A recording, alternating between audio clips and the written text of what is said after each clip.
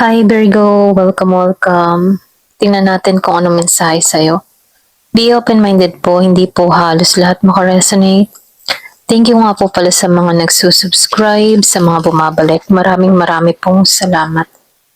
Give me the message for Virgo. Ano yung mensahe sa'yo? Give me the message for Virgo. Ano yung mensahe sa'yo?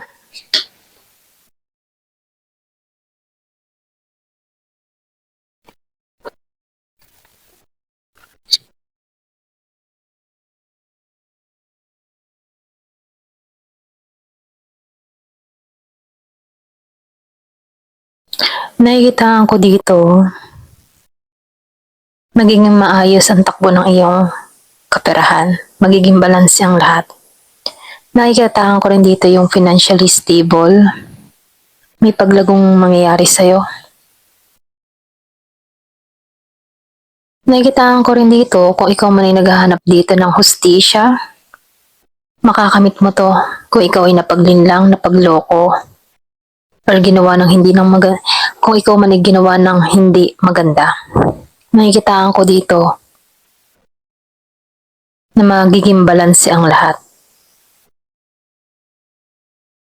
Meron din ako nakikita ditong paglalakbay sa iba. Ito yung bagong simula para sa'yo. Tungo sa tagumpay. Meron ka ng tinanggalan dito. Mga masasakit na pangyayari. Meron ka ng tinanggalan at iniwasan dito. Nakikitaan ko dito yung panibagong yugto na kung saan ito yung gusto mo, ito yung ninanais mo. Nakikitaan ko dito yung kasaganahan na naghihintay sa'yo. Magiging maayos lahat ang takbo ng buhay mo. So nakikitaan ko dito, yung iba sa inyo magtatagumpay. Kung ano man yung iyong mga ginagawa, meron ditong tagumpay. Yung iba naman sa inyo nakikitaan ko dito, meron kang makakamit dito na kung saan inaasam-asam mo to. Bagong simula dito. Ito na yung nakikita ko.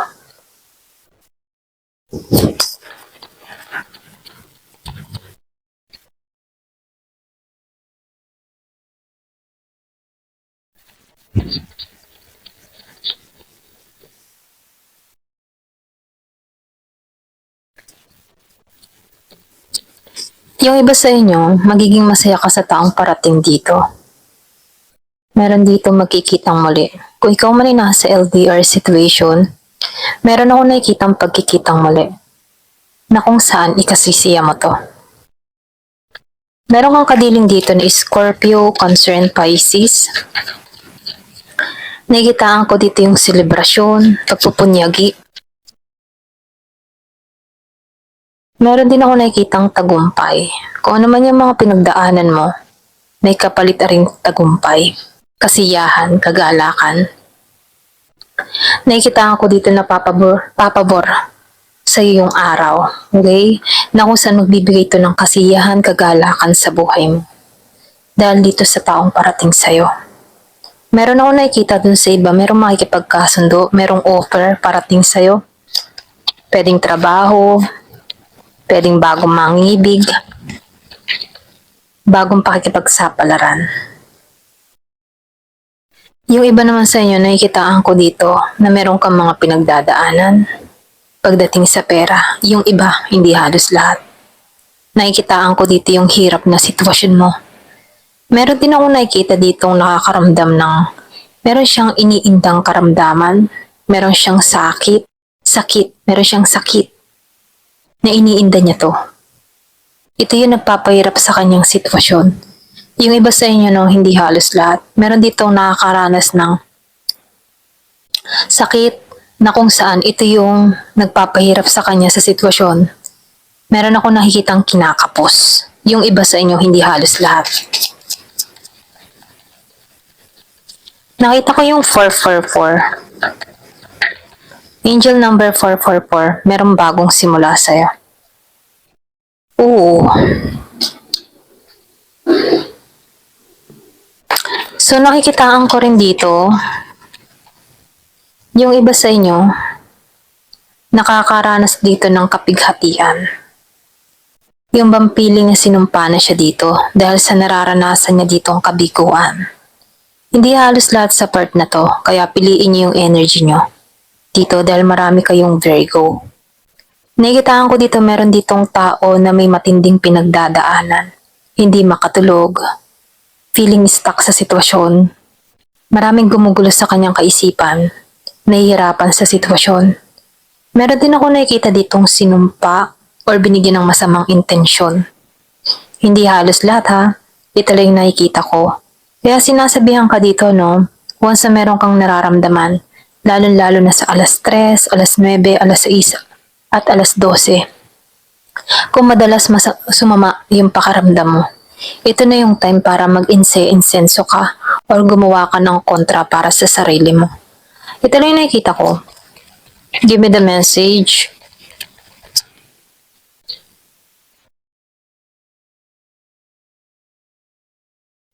Nakikita ko rin dito, yung iba sa inyo malalampasan mo to. Malalampasan mo tong mga pagsubok na kinakaharap mo. Meron akong nakikitang tulong na parating sa'yo. Meron ditong tutulong sa sitwasyon mo. So nakikitaan ko dito, meron ditong parating na Virgo, Capricorn, Taurus. Stable tong tao na to. Ito rin nakikita ko. Financially stable. Yung iba sa inyo bagong tao to. Or pwede rin sabihin na meron kang nakakausap, meron kang kakilala, kaanak. Mapera to. Ito rin nakikita ko. Meron tulong na ipagkakalob sa'yo. Ayan. Hindi halos lahat sa part na to. Ito rin nakikita ko dito. So tingnan natin kung ano pa yung mensahe.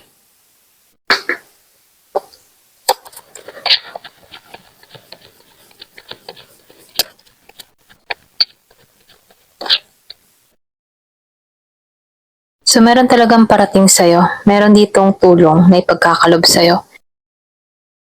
Yung iba sa inyo meron ditong parating na kung saan may interes sa'yo or pwede ring mahal sa buhay, handang dumamay kapag kailangan mo.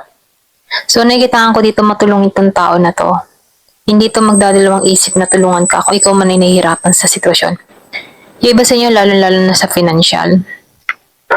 Give it the message. Meron din ako nakikitang mensahe na parating sa iba, balita, good news. Meron ako nakikita yung iba sa inyo meron kang marireceive na sulat mula sa mahalagang tao.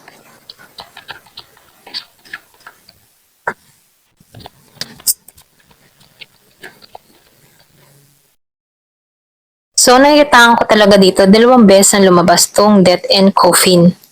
So kamatayan So ibig sabihin nito, meron ditong transformation na mangyayari sa'yo. Hindi porket lumabas yung death kamatayan na hindi yung ganun So nakikitaan ko dito bagong simula. Kumbaga tinanggalan ka na sa lumang ikaw. Ayan, pasensya na sa mga tunog ng tricycle. Kumbaga tinanggalan ka na sa lumang ikaw na kung saan handa ka na sa malaking pagbabago na naghihintay sa'yo. Meron ako nakikitang transformation tungo sa tagumpay dito. Okay? Meron ako nakikita dito magyayabong, magtatagumpay. Kung ano man yung mga ginagawa mo, tinatrabaho mo. Meron ditong hatid na tagumpay. So nakikita ko rin dito, yung iba sa inyo meron kang kadiling dito na Aries, Leo, Sagittarius. Merong away na nangyari sa inyo ng tao na to. Merong kaguluhan, away. So meron ditong alitan, conflict, kumbaga.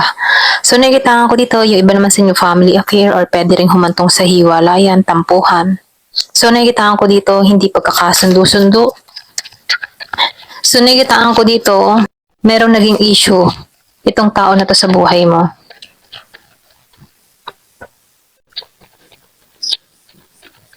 Meron ditong konting nagkaroon ng tampuhan, okay? Nakikita ko dito gusto nitong renewal, pagbabago. So, sinasabihan ka dito, meron dito mag-a-advise sa'yo na matalinong tao. Sundin mo ang payo ng tao na to. Kasi mapapabuti ka dito. So, nakikita ko dito knowledgeable to. Or pwede rin ikaw. Ikaw yung tipo ng tao na knowledgeable, matalino ka. Marami kang natutunan. Marami ka nang natutunan sa nakaraan na kung saan nagpapalago sa'yo. So, nakikitaan ko dito yung talino. Talino ng tao na to. O pwede rin energy mo to. Kung bakit to nagtatagumpay, kung bakit to nagiging ah, asinsado dahil sa talino niya. Okay, madiskarte tong tao na to. So, swerte. Meron ditong swerteng parating ngayon. Pasensya na utal ako. Meron ditong swerteng parating. So, nakikitaan ko dito sa swerteng kapag dating sa pera. Kumbaga nalapit na talaga sa iyo yung pera. Bagong simula para tanggapin mo tong biyayang pagkakalob sa'yo. So, meron ditong paglalakbay dun sa iba. Yung sinabi ko kanina, meron pag-alis. So, meron ditong paglalakbay na gagawin. Iba sa inyo, nagbabalak ka maglakbay or pwede rin sabihin na may pag-alis ka ng gagawin. So, may lumabas yung the sun. So, nakikitaan ko dito sisikat yung araw sa'yo. Okay? Magtatagumpay ka kung ano man yung tatahakin mo. Ayan, thank you for watching. Love and peace.